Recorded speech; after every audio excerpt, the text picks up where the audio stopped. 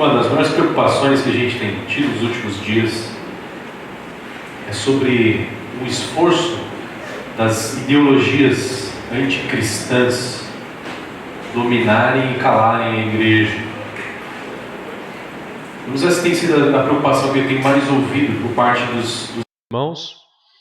É sobre isso, o que tem aparecido na escola, o que tem aparecido no entretenimento já há tanto tempo. Eu lembro, o meu filho mais novo, ele gosta muito do filme do Toy Story, né? E um dos personagens que ele mais gosta é o Buzz Lightyear. Aí saiu aquele filme do Buzz Lightyear, né? E aí não sei quantos assistiram o filme do Buzz Lightyear, que você tem ali um casal de duas mulheres num desenho para crianças. E eles vão tentando então enfiar isso goela abaixo da nossa vida e na vida dos nossos filhos, né? A gente tem medo de talvez o próprio governo começar a perseguir a igreja, fechar a igreja e por aí vai. Mas a questão, queridos, é que na história isso sempre aconteceu, né? No próprio Prega a Palavra nós tivemos a situação de alguns seminaristas de uma região aqui do Brasil. Nós fizemos o Prega a Palavra lá e os seminaristas ficaram fascinados pela exposição bíblica e começaram a praticar a exposição bíblica, a defender a exposição bíblica, mas os pastores da região não gostaram, porque eles não gostavam de exposição bíblica. Porque você expor a Bíblia, você vai ter que expor textos que o expor desqualificações desses pastores, pecados que esses pastores viviam. Então esses seminaristas eles foram pressionados a largar a exposição bíblica, sob a ameaça de que se eles não abandonassem a exposição bíblica, eles não seriam aprovados no concílio pastoral. Imagina a situação. E a gente fica se perguntando, Senhor, o Senhor não está vendo tudo isso? O Senhor não vai fazer nada? Nós vamos ver o Senhor agindo nesse texto. Esse texto é fantástico. A lição desse texto é que o Senhor frustra os planos dos inimigos e protege os seus. O Senhor frustra os planos dos inimigos e protege os seus. É um texto que traz muito conforto para a nossa vida e para as nossas preocupações em relação a isso que nós falamos aqui. Capítulo 16, versículo 15. Vamos continuar de onde nós paramos. 2 Samuel 16, 15. Diz assim: Enquanto isso, Absalão e todos os homens de Israel entraram em Jerusalém, e Aitofel estava com eles. Enquanto isso, tudo aquilo que nós acabamos de ver nos capítulos anteriores, Absalão ele chega em Jerusalém. E quem está com Absalão? Aitofel. Quem é Aitofel? Aitofel era o conselheiro de Davi, que agora mudou de lado e foi apoiar Absalão. Agora ele vai se tornar o conselheiro de Absalão. É um conselheiro sábio. A gente vai ver nessa história aqui. Agora, gente, olha o rolo. Aitofel, ele era vô de Batseba. Então você imagina a situação. A mulher que Davi engravidou e depois matou o seu marido. Provavelmente, essa seria uma das razões do porquê Aitofel mudou de lado. Porque Aitofel foi para Absalão. Quantas vezes nós sofremos por problemas que nós mesmos criamos? Toda a situação é fruto do pecado de Davi. E nós vimos que Deus havia dito que a espada jamais se afastaria da sua casa. Versículo 16. Então Uzai, o arquita, amigo de Davi, aproximou-se de Absalão e exclamou: Viva o rei! Viva o rei! Mas Absalão disse a Uzai: É essa a lealdade que você tem para com seu amigo? Por que você não foi com ele? Respondeu Uzai: Não, sou do escolhido do Senhor, deste povo e de todos os israelitas, e com ele permanecerei. São palavras bem ambíguas, né? Quando ele diz, eu sou do escolhido do Senhor, quem que é o escolhido do Senhor? É Davi. E a gente sabe por que Uzai está aqui, né? Porque ele vai ser um espião. Então, basicamente, ele não contou nenhuma mentira aqui para Absalão. Além disso, a quem devo servir? Não deveria eu servir o filho? Assim como servia teu pai, também te servirei. Então, Uzai, ele vai ser o espião e vai ser o conselheiro de Absalão. E o papel dele é contrapor o conselho de Aitofel. Então, nessa história nós temos dois conselheiros. Um conselheiro fiel ao ungido do Senhor e um conselheiro traidor. Uzai é fiel a Davi e Aitofel, ele é o traidor. Os dois vão dar conselhos, vamos ver o que vai acontecer. Primeiro, o mau conselho de Aitofel. Versículo 20. Então Absalão disse a Aitofel, dê-nos o seu conselho. O que devemos fazer? Aitofel respondeu, tenha relações com as concubinas de teu pai, que ele deixou para tomar conta do palácio. Então todo Israel ficará sabendo que te tornaste repugnante para o teu pai, e todos os que estão contigo se encherão de coragem. E assim armaram uma tenda no terraço do palácio, para Absalão, e ele teve relações com as concubinas de seu pai à vista de todo Israel. Naquela época, tanto Davi como Absalão consideravam os conselhos de Aitofel como se fossem a palavra do próprio Deus. O primeiro conselho, então, de Aitofel é algo terrível, né? Ele diz, então, para Absalão possuir as concubinas de Davi em público. Concubina é uma espécie de esposa de segunda categoria. Algo que nunca foi da vontade de Deus, mas que os homens da Bíblia muitas vezes praticaram. E todas as vezes que tiveram concubinas, também tiveram problemas. E nós vemos, mais uma vez, nós não vemos uma condenação clara na narrativa sobre a prática de ter concubina, mas a gente vê as consequências de ter concubina como uma demonstração de que isso não era a vontade de Deus. E o conselho de Aitofel, politicamente falando, foi muito certo. Foi muito sábio. Porque realmente vai funcionar para dar força para Absalão. Porque uma vez que ele possui as concubinas do seu pai, fica claro de que ele rompeu com seu pai. Você vai ter que escolher um lado. Ou você é de Absalão, ou você é de Davi. Melhor ficar com quem já está no controle. Mas por mais que eles considerassem que o conselho de Aitofel fosse como palavra do próprio Deus, é óbvio que Deus jamais daria esse tipo de conselho. Uma, porque é um conselho contra o rei ungido do Senhor. E outra, porque vai contra a própria lei que o Senhor havia dado. Levítico capítulo 18, há uma lei que proíbe que o filho tenha relações com a mulher do seu pai. Deus nunca vai contra a sua palavra.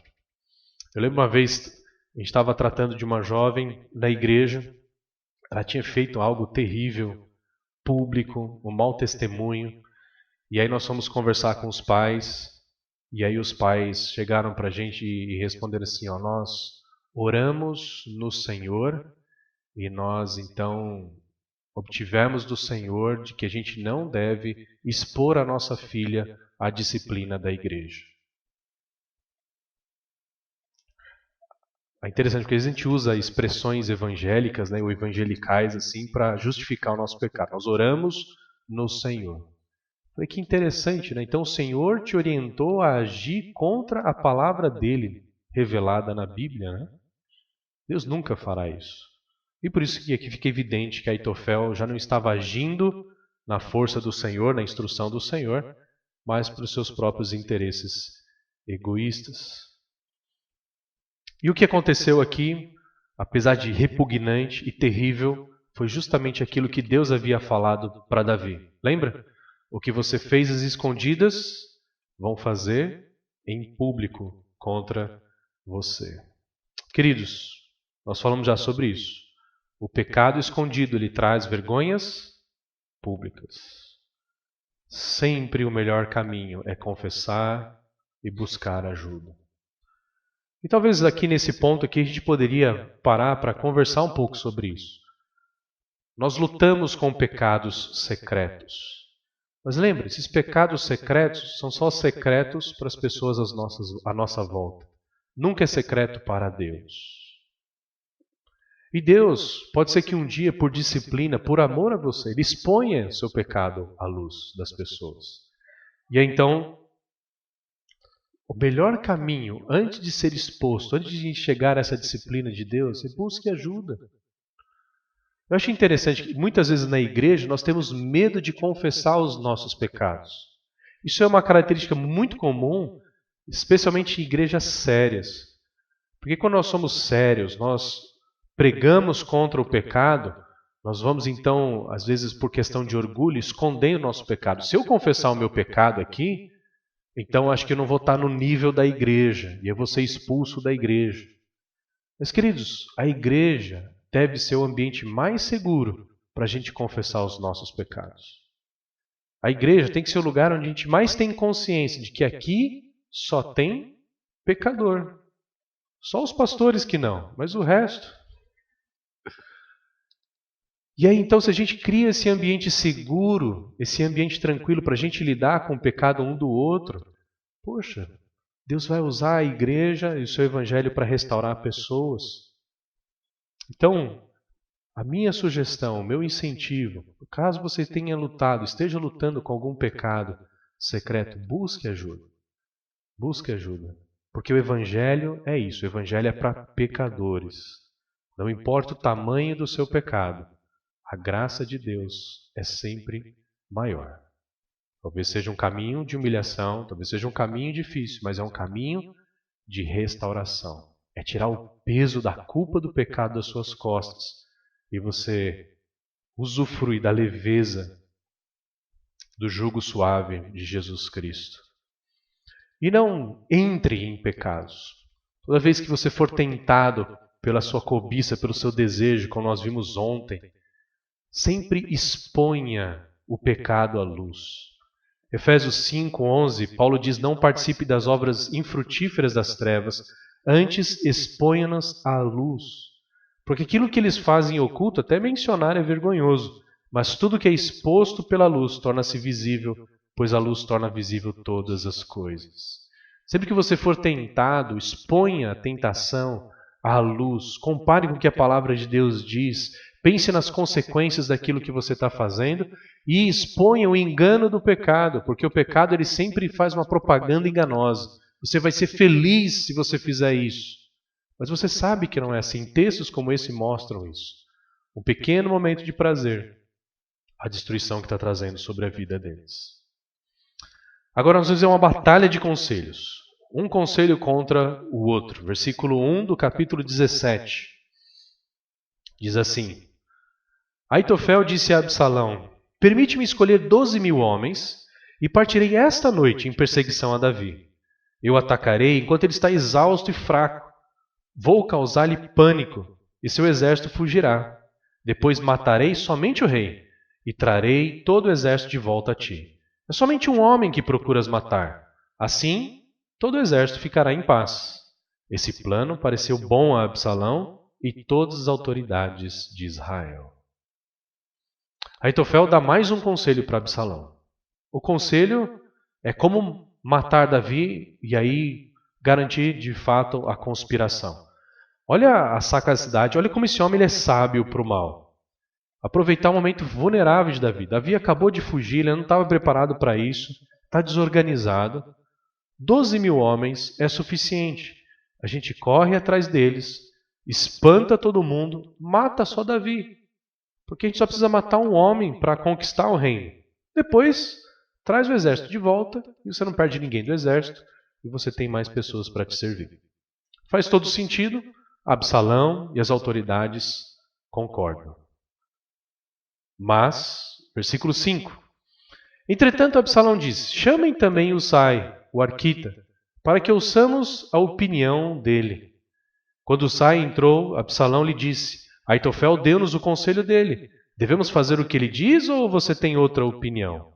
Olha que interessante. Deus dando a oportunidade agora para ter uma outra opinião, para Usai confundir o conselho de Aitofel. Uzai respondeu, versículo 7. Uzai respondeu, o conselho que Aitofel deu dessa vez não é bom. Sabes que teu pai e os homens que estão com ele são guerreiros, estão furiosos como uma ursa selvagem da qual roubaram os filhotes. Além disso, teu pai é um soldado experiente, não passará a noite com o exército. Uzai, ele usa o histórico de Davi, e é tudo verdade aqui. Davi é um guerreiro experiente, desde ali enfrentando Golias, todas as batalhas que ele passou com Saul, todas as batalhas que ele venceu como rei de Israel. Então Uzai chama a atenção de Absalão para isso. Cuidado, você está mexendo com um homem experiente, e você está mexendo com um homem experiente que está irado. É como tirar um filhote de uma ursa. Você já fez isso? Não, não, né? Mas você já chegou perto, acho que mais perto a gente pode ver que é quando seu cachorro está comendo e você chega para mexer no prato dele, né?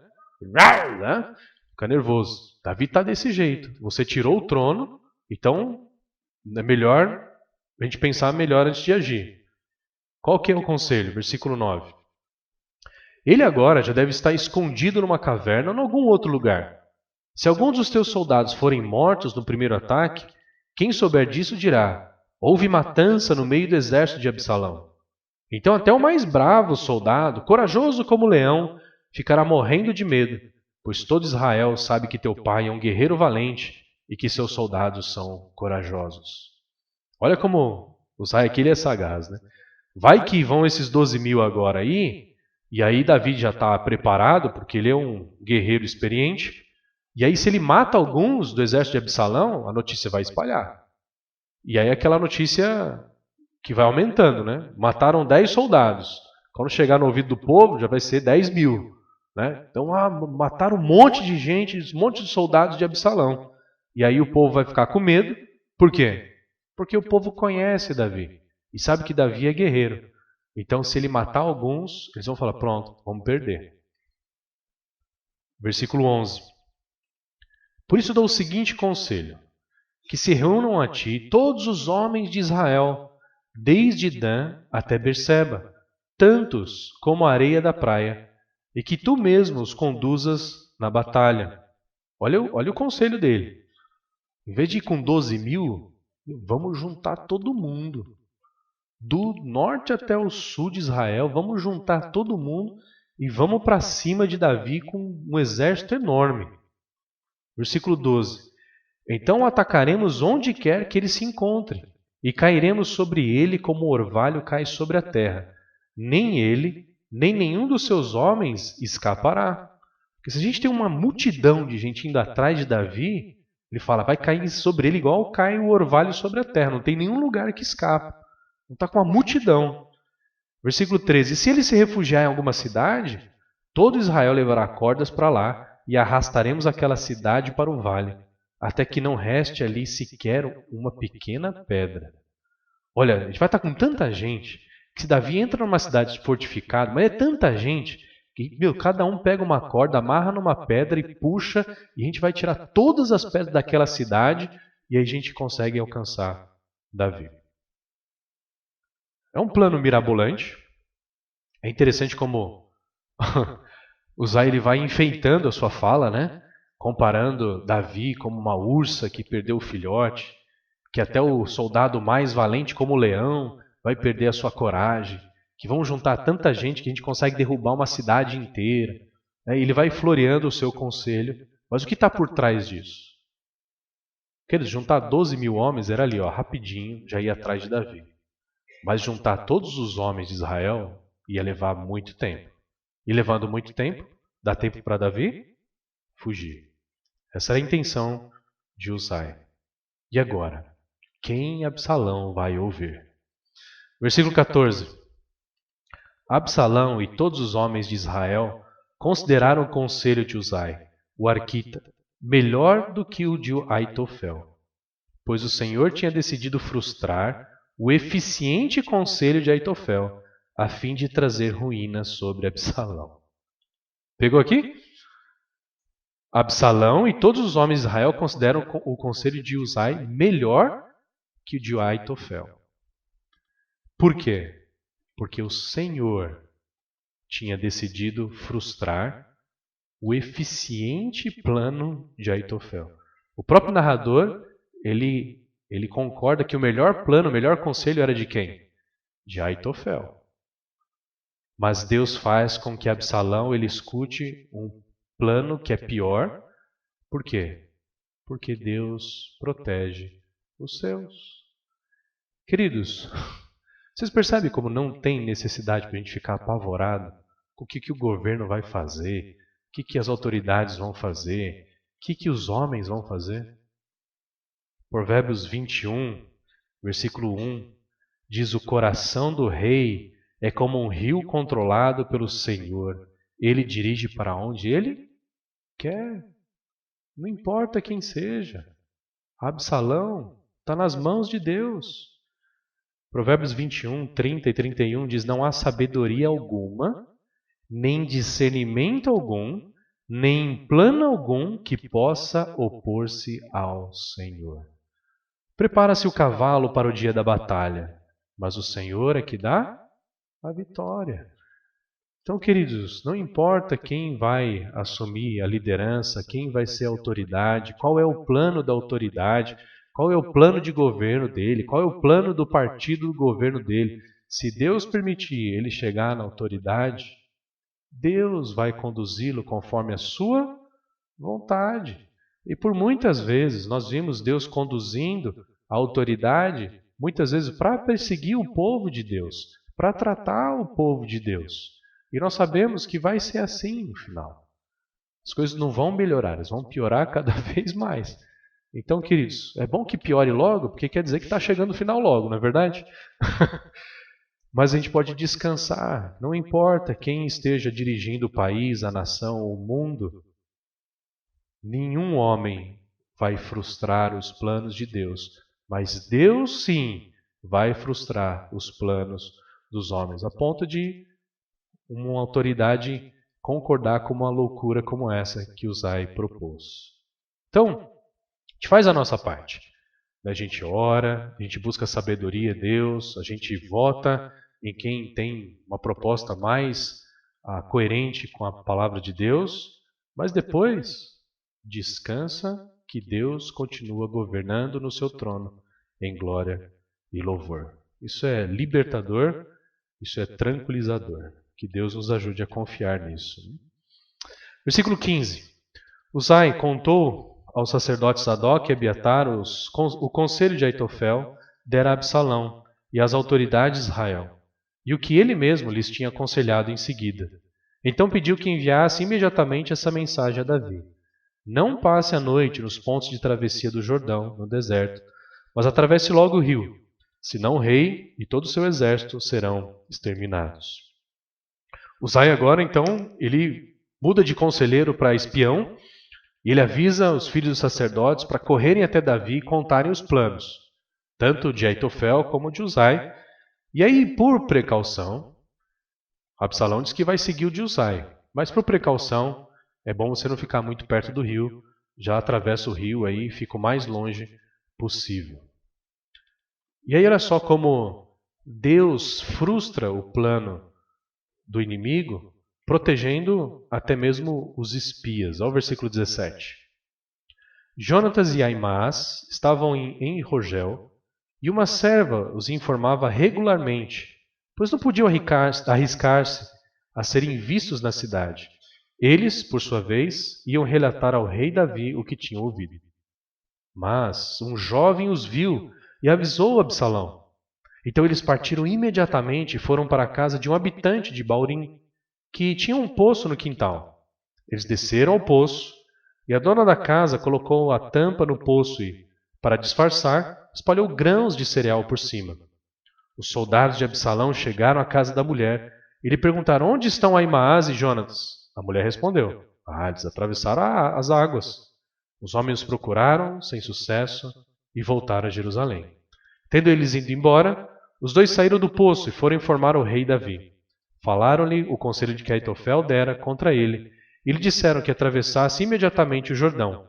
Então Davi e todo o exército saíram, e quando o sol nasceu, todos tinham atravessado o Jordão. Os espias, eles são vistos, eles se escondem num poço de uma casa, entram lá no poço, o poço é tampado, espalha ali uns grãos ali como se estivesse secando, como ninguém tivesse mexido ali há muito tempo. E aí então os soldados de Absalão não conseguem achar os espias. Isso nos lembra a história de Raabe, lembra? Quando os espias vão espiar a terra de Jericó. E a mesma coisa acontece aqui. Então, queridos, mais uma vez, uma manifestação do cuidado de Deus. Quando Deus não permite, né, eles não são pegos e nada acontece. E aí então as informações chegam até Davi e Davi consegue fugir. Mais uma vez, queridos, se nós tivéssemos uma visão correta sobre Deus, a nossa vida seria mais tranquila, não seria? Não? A gente seria menos ansioso. Eu tenho lutado com questão de ansiedade por conta do ministério e muitas coisas, demandas, e aí muita coisa a gente acaba carregando para nós mesmos. Né? A própria questão do retiro agora. Né? Eu sou responsável pelo Ministério das Crianças lá em Atibaia, e aí tem esse retiro, e aí um monte de gente ficou mal depois do retiro. E aí você, como é que fica? Você carrega isso para si mesmo, né? Você se sente culpado. Poxa, e agora eu fico imaginando que os pais vão falar, que responsabilidade. Quem é o pastor dessa área? Né? Agora, se eu olho para Deus e falo, Deus, é o Senhor quem cuida, é o Senhor quem cuidou, é o Senhor quem permitiu, né? É o Senhor quem está cuidando, graças a Deus nada grave aconteceu. Talvez o mais grave foi para vocês aqui, um preletor meia boca, né? meia fase, né? Mas Deus está cuidando, Deus é quem vai cuidar do coração dos pais. Não tinha como a gente saber, não foi algo proposital, eu ficaria mais descansado. Né? Mas a gente muitas vezes não olha para Deus, a gente olha para nós mesmos, a gente olha o que eu posso fazer, como que eu posso garantir a minha segurança, como eu posso garantir o sucesso, e a gente vai carregando aquilo que nós não fomos chamados para carregar. E uma hora o corpo não aguenta. Né? A nossa vida seria muito mais tranquila se a gente confiasse mais em Deus. Versículo 23. Olha que interessante. Vendo Aitofel que seu conselho não havia sido aceito, selou seu jumento, foi para casa, para a cidade natal, pôs seus negócios em ordem e depois se enforcou. Ele foi sepultado no túmulo do seu pai. Aitofel, ele é um homem sábio. Ele deu um passo, não tão sábio, quando ele mudou de lado, foi para Absalão. Mas quando ele viu que o conselho dele não foi ouvido, ele conhece Davi, ele anda com Davi muito tempo. E ele sabe que Deus está com Davi. Quando o seu conselho é rejeitado e um conselho ruinzinho é aceito, ele sabe quem está por trás disso. É Deus. Agora, de novo, quando nós temos um pecado, nós temos duas opções. Ou a gente reconhece o nosso pecado, aceita, ou a gente é orgulhoso, permanece no pecado, e o pecado gera a morte. Infelizmente, esse homem, ao invés de reconhecer o seu pecado, porque ele sabe que o conselho de Uzai vai fazer o quê? Vai dar vantagem para Davi. Davi vai se armar. E se Deus está do lado de Davi, Davi vai recuperar o trono. E quando ele recuperar o trono, Aitofel é um traidor. Ele vai ser morto. Mas ao invés dele ser como Davi, ser humilde, se submeter à misericórdia de Deus, ele tenta resolver o seu problema do seu próprio jeito. E é o pior jeito. Ele comete suicídio. O suicídio consciente é um dos maiores pecados do orgulho, onde você, ao invés de reconhecer o seu erro, a sua dependência de Deus, buscar a sua ajuda de Deus, você tenta resolver o seu próprio problema, tirando a sua própria vida. Isso é muito triste. Versículo 24. Davi tinha chegado a Maanaim quando Absalão atravessou o Jordão com todos os homens de Israel. Absalão havia nomeado Amasa para comandar o exército em lugar de Joabe. Amasa era filho de Jéter, um israelita que havia possuído Abigail, filho de Naás, irmã de Zeruia, mãe de Joabe. Absalão e os israelitas acamparam em Gileade.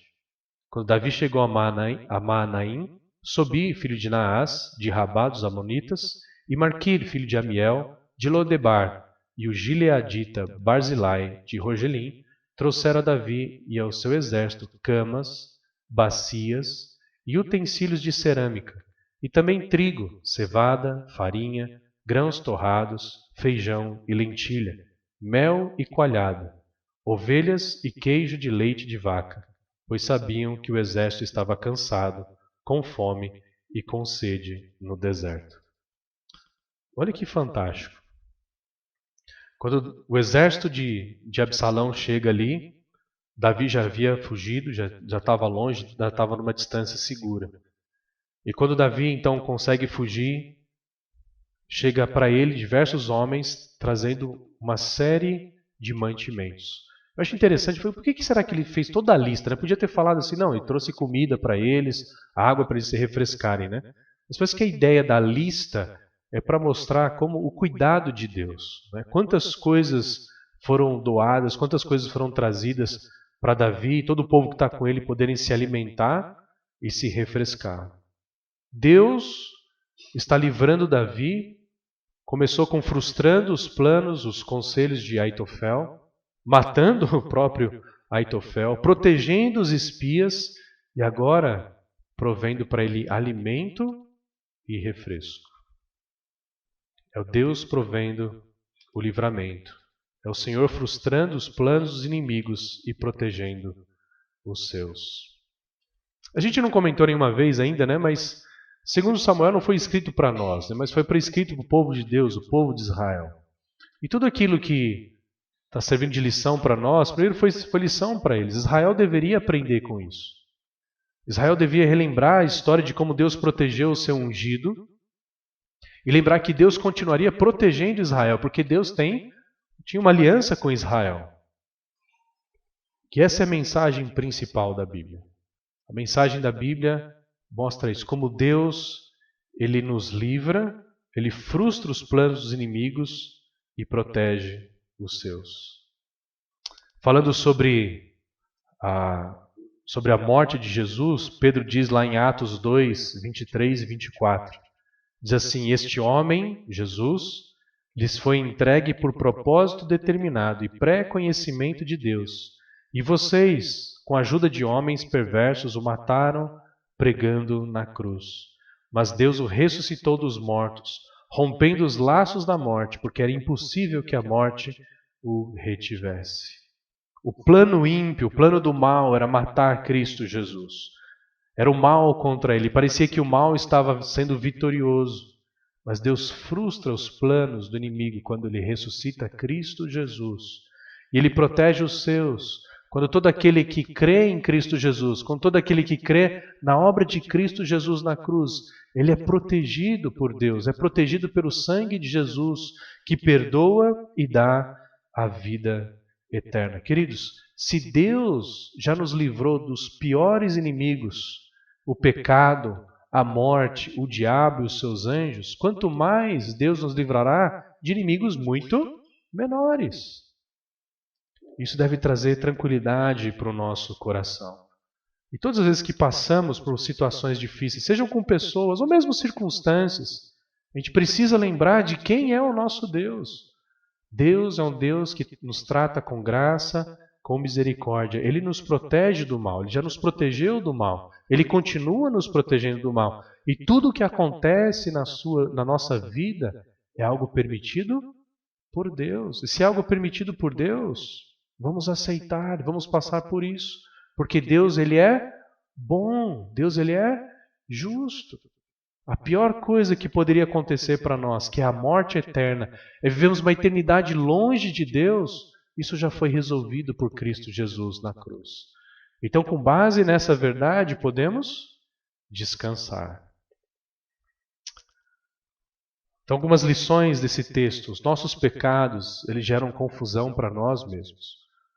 É isso que é interessante, gente. É algo fantástico desse texto. Davi está sofrendo o que ele mesmo causou. Mas mesmo Davi sofrendo o que ele causou, Deus o protege. De novo, queridos, a questão da história aqui é sobre Deus, não é sobre Davi. A gente deve ficar olhando para Davi, não acredito, mas Davi fez o que fez, e olha só que ele está recebendo bênção de Deus. A história mostra o caráter de Deus, um Deus misericordioso que nos trata com graça e não como nós merecemos. Isso tem que trazer também tranquilidade para o nosso coração. Em dois sentidos, um de confiança, de descanso, e outro, mais uma vez, um encorajamento para confessarmos os nossos pecados, para aceitarmos os nossos erros e desfrutarmos da graça de Deus. A segunda questão é que mesmo na confusão do nosso pecado, Deus não perdeu o controle. Nem os inimigos de Deus, nem os inimigos do povo de Deus conseguem frustrar os planos de Deus, e nem nós mesmos conseguimos frustrar os planos de Deus com o nosso pecado. A gente não pode olhar, de repente, deslizamos, cometemos um pecado e podemos pensar, puxa, destruí a minha vida. De repente você perdeu a sua família, você perdeu um ministério, você perdeu algo muito importante por causa do seu pecado, e talvez você fique aí desesperado. Bom, agora não tem mais sentido viver, não tem mais sentido o propósito de Deus na minha vida. Gente, o nosso pecado não é maior do que o nosso Deus. O nosso pecado não frustra os planos de Deus. Mas Deus, por sua graça, transforma aquilo que é mal em algo bom para manifestar a sua glória. O Evangelho é isso. Então que isso seja um encorajamento para você que está sendo restaurado por causa do pecado. Deus continua lhe tratando com graça e misericórdia. E por último, nenhum plano do inimigo se cumprirá sem o consentimento de Deus. Nada, ninguém pode fazer algo contra nós que não seja permitido por Deus. Jesus ele ensinou. Não temam aqueles que no máximo podem matar o corpo, mas não podem fazer nada com a sua alma. Temam aquele que pode matar o corpo e lançar a sua alma no inferno. A esse sim a gente deve temer. Queria terminar lendo o Salmo 33, a partir do versículo 10. Salmo 33, versículo 10. Que eu acho que serve como encorajamento, a conclusão dos estudos do dia de hoje. Como é atual para nós e como traz esperança para nós hoje. Salmo 33, versículo 10 diz assim: O Senhor desfaz os planos das nações e frustra os propósitos dos povos. Mas os planos do Senhor permanecem para sempre, os propósitos do seu coração por todas as gerações. Como é feliz a nação que tem o Senhor como Deus, o povo que ele escolheu para lhe pertencer. Dos céus, olha o Senhor e vê toda a humanidade. Do seu trono ele observa todos os habitantes da terra. Ele, que forma o coração de todos, que conhece tudo o que fazem. Nenhum rei se salva pelo tamanho do seu exército. Nenhum guerreiro escapa por sua grande força. O cavalo é vã esperança de vitória. Apesar de sua grande força, é incapaz de salvar. Mas o Senhor protege aqueles que o temem. E os que firmam a esperança no Senhor para livrá-los da morte e garantir-lhes a vida, mesmo em tempos de fome. Nossa esperança está no Senhor. Ele é o nosso auxílio e a nossa proteção. Nele se alegra o nosso coração, pois confiamos no seu santo nome. Esteja sobre nós o teu amor, Senhor, como está em ti a nossa esperança. Que salmo fantástico, né? A gente para ali só no Feliz é a nação cujo Deus é o Senhor. Vi muita gente usar esse versículo nesses dias de eleições, mas eles esquecem todo o resto. A nossa esperança não está num homem, a nossa esperança está no Deus que frustra o plano dos inimigos e protege os seus. Que Deus nos ajude a descansarmos nessa esperança. Vamos orar. Obrigado, Deus. Obrigado, Pai. Nós te adoramos, nós te louvamos, porque o Senhor nos livrou do maior inimigo que temos, que é a morte, é a separação eterna do Senhor por causa do nosso pecado. Obrigado porque esse inimigo, ele foi frustrado na cruz de Cristo. O Senhor o tornou como espetáculo público quando Cristo Jesus venceu, ressuscitando dos mortos. Obrigado porque por causa de Cristo Jesus, nós pertencemos a Ti e o Senhor protege os seus. Obrigado, Deus, por essa história que nos ensina essa verdade que nos dá esperança, nos dá paz. Em tempos, Deus, de dúvidas, em tempos de incertezas, em tempos, Deus, de ameaças, de falta de esperança em que nós vivemos. Obrigado porque o Senhor continua reinando e o coração do Rei sempre está em tuas mãos. Obrigado porque o Senhor é maior do que tudo e que todos, e nós podemos descansar na tua soberania, na tua bondade, na tua graça e na tua misericórdia. Por tudo isso te louvamos, em Cristo Jesus. Amém.